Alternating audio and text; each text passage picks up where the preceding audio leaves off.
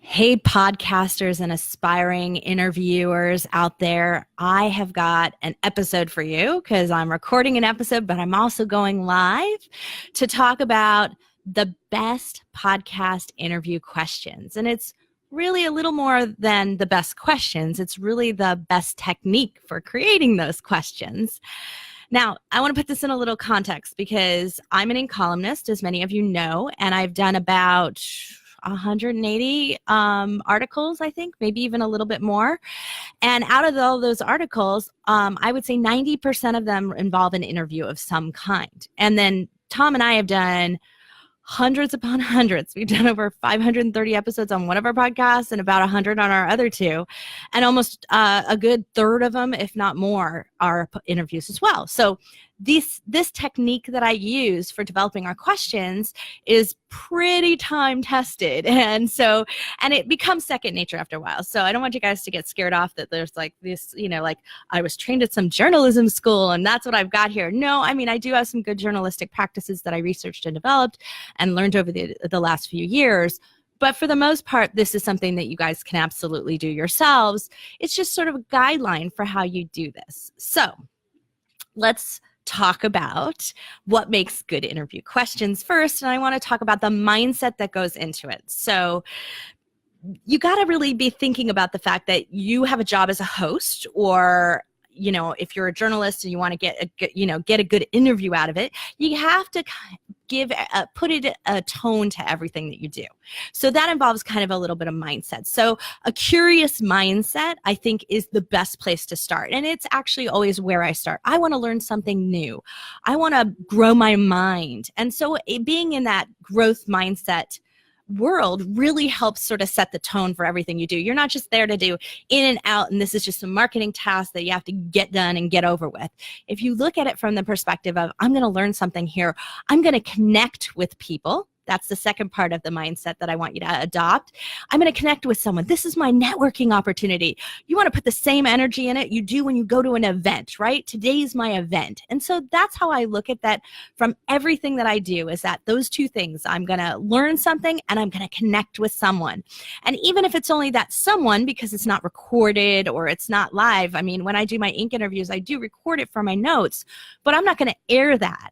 But I still want to have that kind of energy and mindset around the fact that people might be watching this. They might learn something too. So I'm always thinking about my external audience. And so I'm thinking about that as I'm asking questions. And so even if I get it, I sometimes want to ask questions to delve a little deeper or define it a little more, with the idea that maybe everybody listening or everybody who I'm going to write for don't know these things as well. So open-minded, curious, and networking, connective, that to both your interview subject and your audience is going to make for a world better interview, no matter how you go from there, no matter what question you ask. But that is going to help tremendously.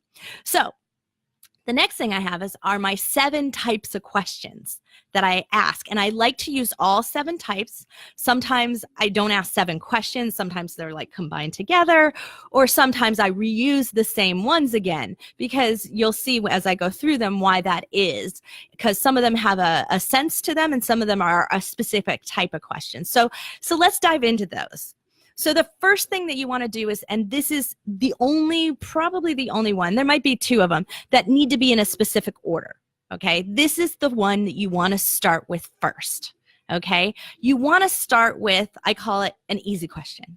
I call it the at ease question, right? So you want to put your interview subject at ease. You want to make them feel comfortable. You want to toss them a softball, if you want to think of it like that, right? You don't want to like go in there and like gangbuster and attack them and do any of that. It's not going to serve you long term, even if you do want to challenge them later. And I always like to challenge people, but you want to start at that, put them at ease, because there's also sometimes, especially when you're doing like a live stream like this or a live interview, there can be nerves. So we want to make sure that we're covering that by putting them at ease. And the way that I do that is I usually typically go into something personal and passionate. And so that is where you got to know a little bit about your subject. So hopefully you met them before. And so you've had a connection and you can tell a little story about how you met. Right. And it reminds them and they get to say something and they say, that was a great event. And, and that way you can kind of ease into your subject or into their bio. And you don't really just start with like, hey, who are you? Like that kind of thing. So you want to really give them something that is an easy question for them to answer that hits them on the personal side, either showing a personal connection between the two of you or shows that you have some knowledge of who they are and what they're about and maybe what they're passionate at, and ask them something about that. It can be really simple, like, hey, we just met at the Traffic and Conversion show in February, and I've been dying to get you on the show so you could talk about the new things that are going on in SEO. And, that sounds like you're going to dive into subjects, but you've made the connection about where you met, and just say, I'd love to know what you thought of the Traffic Conversion show.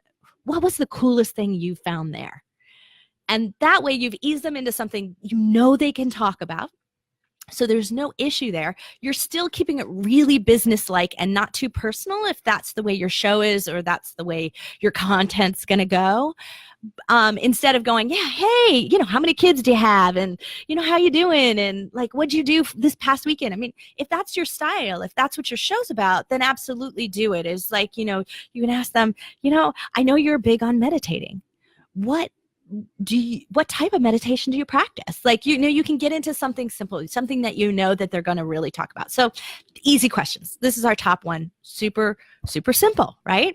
Our second one is respectful questions. And this goes to something that I'm going to say is the basis for everything that I do and how I develop my questions. Respectful questions are not my being really respectful of you. I mean, it's part of that. But my showing respect for you as my interview subject is the fact that I researched you, that I know something about you before I came in to interview you. It's disrespectful to know nothing about your subject and to sit there and wing it. And they're like, why the heck am I here? How do they, what happened? This happens very often, I find, when I use certain interview placements, usually the low-end interview placement companies. I've done it before where I've gone on the show. I've done all the research on them. They know nothing about me. And it comes across really disrespectful. And you spend most of the time as the interview subject going, is this going to be a waste of my time? And so we don't want to do that. So research is the foundation for everything that I do, because I said, I'm curious, right? And so setting that curious tone involves a bit of research. So I don't spend a huge amount of time on this, mind you, but if I'm going to ask someone to be on the show and someone suggests them to me and I don't know them, the first thing that I'm going to do is Google them, right? It's so simple. Google them. Check them out on LinkedIn, check them out on Facebook, like do something like that where you've at least, gone in and figured out who they are. The second thing that I do is I go to their website and I check out their bio that they list there. And on the bio, they typically list stuff like, oh, I was in South by Southwest this March. I was featured there as a live podcaster from the stage. Okay, there's a video there somewhere of me doing that. You should click that and check it out, right? So if someone says we're a TEDx talk, I'm absolutely going to watch that. It doesn't take a ton of time. You're watching content that they're proud of and they're posting. But you don't just take it and say, oh, I'm a TEDx speaker. Well, what if their TEDx talk was not at all in the subject matter that you want? And because it's at the top of their bio that they're really proud of this, so they're probably going to talk about it. And it has nothing to do with your audience. So you would have made a mistake by choosing that, by not just doing a little bit of homework. So the other thing that I check as an ink columnist, this is something we're trained to do, pretty much required to do, because we're required to put good, valuable sources in front of you as my readers, right? So when I Google you and I check your website, I make sure this is like a really good website. I make sure it's not from 1998, meaning it's like a hard-coded, really old school, right? And, I make sure that it's, you're keeping it up to date. You're with it. Maybe you've got some new YouTube videos. You're adding content to it. I'm checking that out, because if you're not doing those things, then you're not going to do a good job of sharing my content. And as a podcaster and as an ink columnist, that's what I want. So that's a little bit of my research too. Once I do that research, maybe there's a couple of things that I want to read a little further. I want to know a little bit more about. I save a few blog posts or other things or videos that I want to watch later.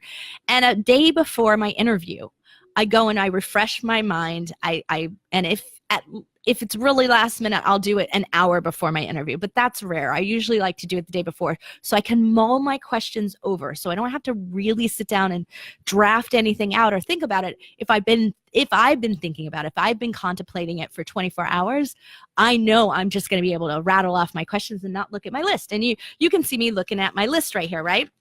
So I'm going to share this with you. There we go. It's just an overview of what I want to talk to you about. There's no questions there. There's no script, none of those things. Just a little thing so I stay on course, and I do that. I do that same thing with my questions. I don't write out the full questions like, what did you do when you went to, how did you prepare for your TEDx talk? I don't do that. I would put a little note, TEDx talk, and it'll key in my mind the questions that I want to ask in the way that I want to ask them.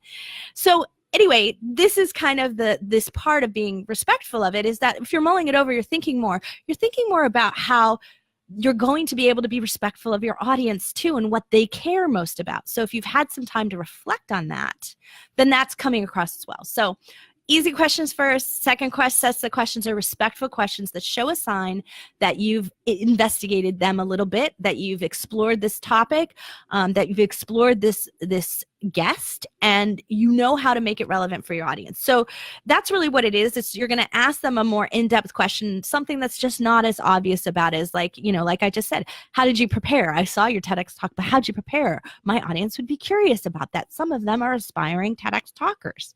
So, these are the things that you want to kind of reflect in that second set of questions that you go through.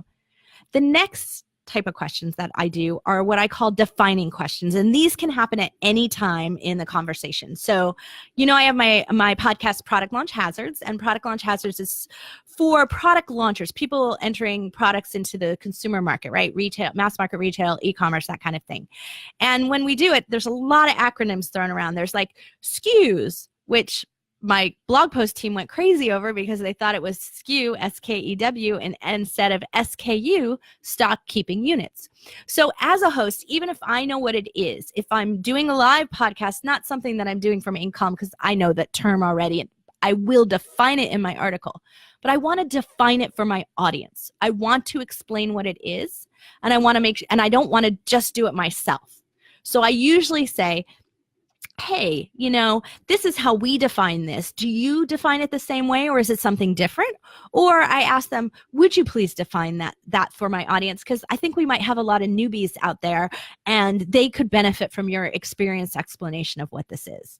So go ahead and use those defining questions to really help bring it out. Because remember, you have people of all levels listening to your show, and you really want to make sure that they've got a broad understanding of what it is, and you want to be respectful of their audiences and at their learning level as well. So for some people, it might be old school, but they might be really interested in hearing how your guest defines it, because maybe they'll use a slightly different definition.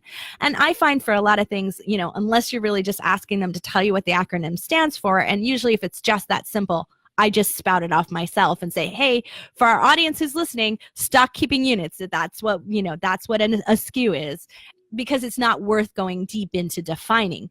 But, if it's defining, something more in depth like content strategy or content to commerce, I'd be like, I never heard you say that before. Can you explain that to me? And so that's really something that you want to do with those third types of questions. The fourth types of questions are the most important questions to creating bingeable content. Okay, to being a show that I want to come back to and listen again and again. And it's not about the entertainment value here. That's important too. Of course, you need to be engaged, passionate, entertaining in everything you do. Don't ask dry questions, right? But framing questions. And when I talk about framing, I mean, I'm framing it for my audience. I'm framing up what's the value in it for them. I'm always thinking about how I can make whatever is being talked about relevant. So I mentioned before, someone might come on my show and talk about SEO, search engine optimization. That sounds like a really boring subject, but it's really critically important to understand the power of your blog posts as a podcaster, right? How can I get more Google power and how can I do it? But I might have to put that in context. So to say, hey, we're not going technical here and we're not talking keywords and stuff. I really want to get this through to you about what it does for so many other sites that you don't know about. So can you tell me about some of your big brand websites that you're working on doing this search engine optimization? So what are my small independents competing against? See, I framed that up for him. And so when I do that, it helps my guest be more focused on our audience and understand them better, because they may not from the get-go. They may not be an avid listener of my podcast.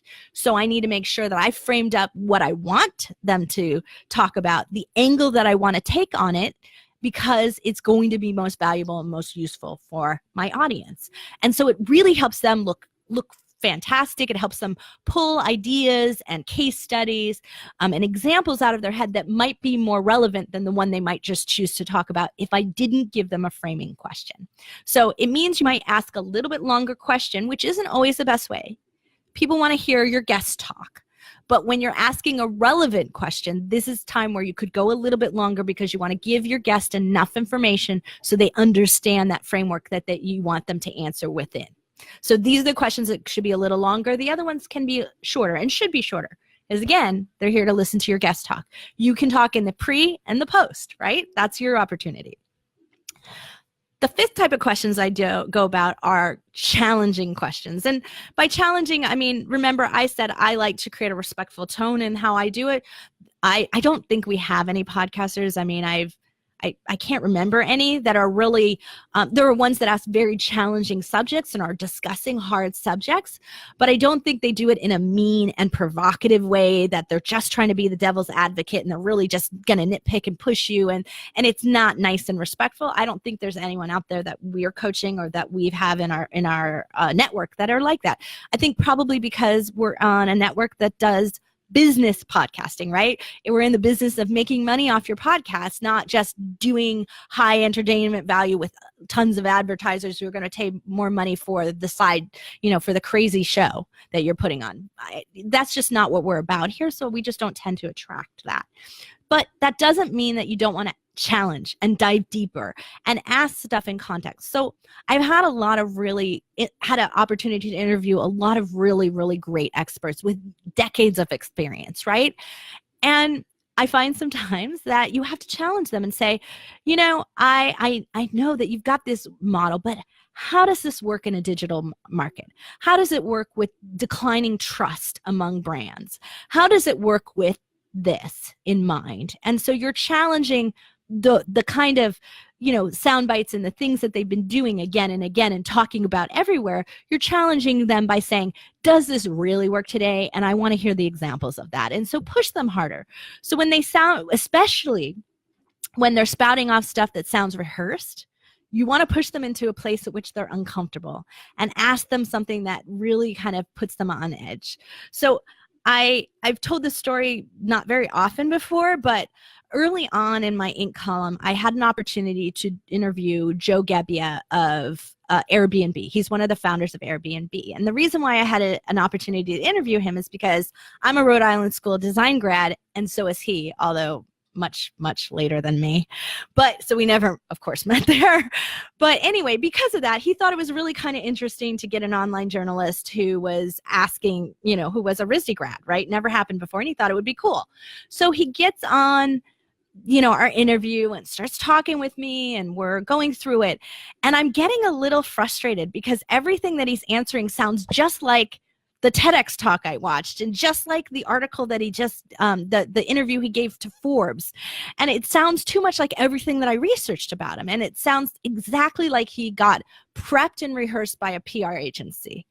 And so I was getting very frustrated. So, because I felt like I couldn't write this story because it's just going to be the same old stuff. And that wasn't what I felt my column was about. And this was early in the early days.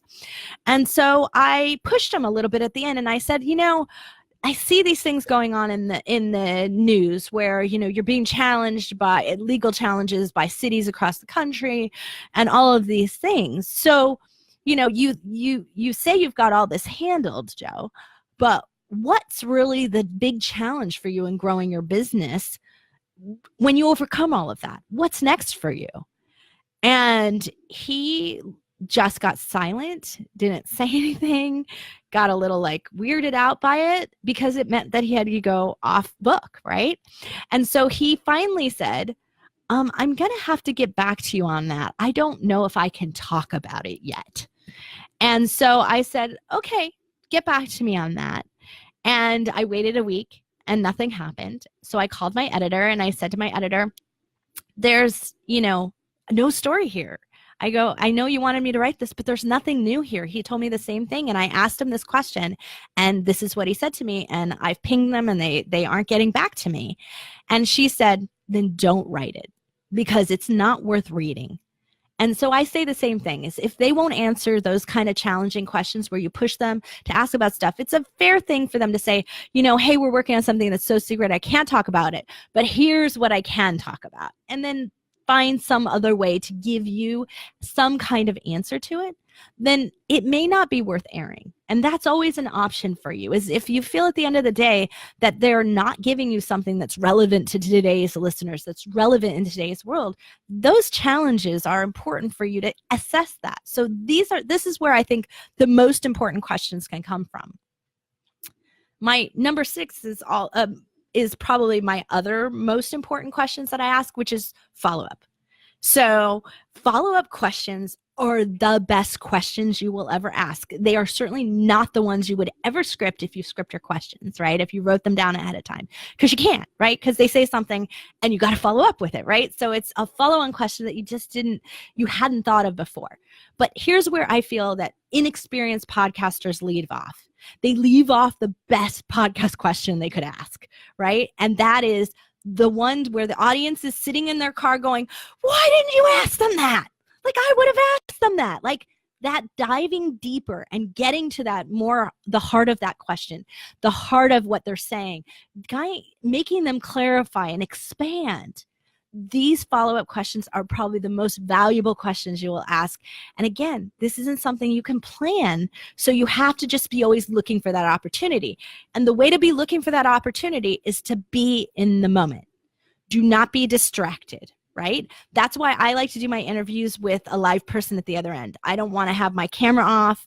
I want to have my camera on when I ask the questions. So I conduct my interviews via Zoom or Skype, even for my ink articles, which there's no reason to have a video for it, right? I'm never going to air it. I'm going to have a written document. I'm going to have a written article at the end of the day. But doing it makes them believe and understand, because they can see me, of my engagement with them. And in that engagement, it forces you to be in the moment. It forces you to listen. It forces you not be distracted by all the messages that start popping up on your screen, right? Because you've turned all of that off to record properly. And so being in that moment allows you to access those wonderful follow-up questions, which I guarantee you will be the most valuable thing that will make you bingeable, that will make people want to come back because they're like, she doesn't miss those questions. She always asks them, which makes I'm going to always get my full value out of everyone that she talks to. And that, I think, is really, really important. So to wrap this up, my last set of questions, okay? My last set of questions are personal questions again. So this happens to me a whole lot. I got a lot of data. I got a lot of information. I've interviewed a lot of people. I can pull out a lot of stories, right? I can talk about lots of things and lots of other people. I'm very knowledgeable, but somehow in that, sometimes it doesn't get human enough. So I go on a show and they'll pick my brain about the topic and the subject, and especially for your podcasters in really niche markets and areas, and you're not doing a show that's more of this sort of like personally based show or like somebody's personal journey, right? So you don't get often to get a deep dive into who they are as a person. So at the end of your show, if that didn't happen, if it didn't come across and it didn't personalize this person, you want to also really make sure you're taking them up off that pedestal and making your listeners believe they're human and accessible. And it's your job as the host to help them do that, because they are in their expert mode. They sometimes forget to be real, be the human that they are. And so this is a time for you to ask a personal question. You can ask them and say, wow, Tracy, you've got this all together. You're always on stage. You're always doing all of these things. But, do you ever have doubts? Do you ever second guess yourself? Now you've allowed me to come down and be real and be the person who I am and, be in the moment, share my real personality, my person. That is going to help your audience connect to you and to your guest in a greater way. It's also going to build a great rapport with them because now they feel that you got personal with them, right? You got to know them. Maybe you ask them about their family because you're like, hey, we didn't talk about this at all, but you're all over Pinterest and Instagram with wonderful, beautiful pictures of your kids and your product photos. I have a client who has pictures of his kids. Tell me about them. Tell me about why you chose to do that. And I guarantee you they will go and they will chat about it. And it's going to be really warm. And it's going to be a great story. And it's going to really help end the tone. And if you feel that that's not the best way to end your show, you want to end with some more hard-hitting things, you can go back to this just saying, wow, I love that story. Now, hey, if you were advising your kids how to, make it past this horrible, hard startup stage, what would your advice be? And then you get them back to the list of tips that you might want to end on, the recap of where you want to end on. So you can always pull it back if you've done that. So, you can do it at the beginning, you can do it at the end. I think at the beginning, it sets them a little off the expertise mode. So you want to do it so that they are a person and you've gotten personal and, thank them, connected with them. But at the end, it's a nice way to kind of close and make them human. And so anyway, those are my 7. So we'll review them real quick. Easy questions, respectful questions, definition questions, right? You're always looking for those. Framing questions, you always want to frame something up for your audience. Challenging questions to push them to make sure that their information is still relevant to your audience and it's going to work today. And personal questions or follow-up questions, right? I forgot that. 6 is follow-up questions. You always want to look for the good follow-up. And 7 is personal questions. And then there's a little bonus 8 that some people recommend and do. And I want to just kind of mention it. And it's not something that I'm a big fan of. But for some blogs and some sites, this really works for them. And it's something that they want to do. They go for the rapid 5 questions, and they're going to ask you, what book are you reading? Why are you reading it? What book are you reading? What are you eating today? Are you hacking your body? Whatever the 5 rapid fire questions are. And then sometimes I have people, one of my favorite people, I don't think she's on right now, but Abby Levine, she likes to ask weird questions. I was on her show and she asked me, if you had a magic wand, what would your skill be? If you were in, Harry Potter and you had a magic wand, what would your skill be? And I was like, that's a totally fun question and I love it and it's really cool. But if you're going to do either these, rapid fire questions or something off the beaten track, please send them to your guest ahead of time. These are not ones that you want them to be that scripted on, but you also don't want them to be totally deer caught in headlights. I don't know. What are you doing? This is weird. I thought I was on a professional show. What's this all about? If I didn't know Abby and she's amazing and she's fun and this is who she is, she's kind of, got that childlike fun to her. She's forcing fun into her show and I can appreciate that. But if she didn't warn me ahead of time so I could get a fun thought in my head, it might make me look stupid. And as a guest, that's not a good place for you to put them in. So ask these questions. If you're going to give them to them, just say, hey, put them in your prep interview tips, right? We send that out as an email, right? When someone books with us about a week ahead and 24 hours ahead, they get a set of interview tips. And we tell them, how to have your microphone, how to have your headphones, all the things you want to do to your environment to make it good. If you were going to have those kind of questions, that's the place to put them in and say, hey, if you haven't watched our show or listened to our show, these are the rapid fire questions we're going to ask you at the end, so be prepared. And that's a fantastic way to do that. Now, here's what I don't like about those rapid fire questions when you ask them what's your favorite book? What product have you bought lately? These are pandering to the affiliate links kind of thing. And I think that's an okay thing to do if you do it deeper. In other words, if I'm going to tell you what my favorite book is, you're going to then ask me, why do you like that book so much? And you're going to let me give a testimonial against that book. Then you're going to use that a little bit deeper. You can post it on Amazon as a review, quoted and said by me, but on your show. You can go a little bit deeper to it. You are more likely to get that affiliate link to be clicked if you do that. So make sure that if you're going to do those kinds of things, do it better than the guys out there the gurus out there who just say, oh yeah, do this. You'll get a residual, few percent of income.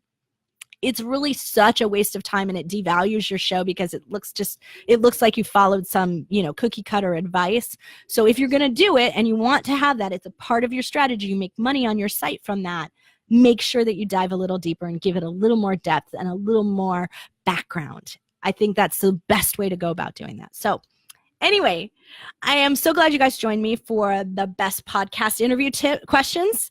And I hope this was really valuable to you. And as always, you can find us on the web at feedyourbrand.co. You can find me sometimes here on Facebook at Feed Your Brand Live.